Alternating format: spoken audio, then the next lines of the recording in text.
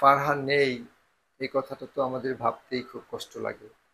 সারাদিন হয়তো বিভিন্ন কাজে বাইরে থাকি, অফিসিয়াল কাজ বা আনুষঙ্গিক কাজে, যখন ঘরে ফিরি তখন তো এক পর্যায়ে মনে হয় যে এই ফারহান কখন কলিং বেল চাপবে, ঘরে ঢুকবে, এই প্রত্যাশা থাকে, কিন্তু সেই প্রত্যাশাটা তো সবই ঘুরে বালি। এই কাপড়টা পরে 16 তারিখে আন্দোলনে গেছিল। দেখেন, একটু দেখেন আমাদের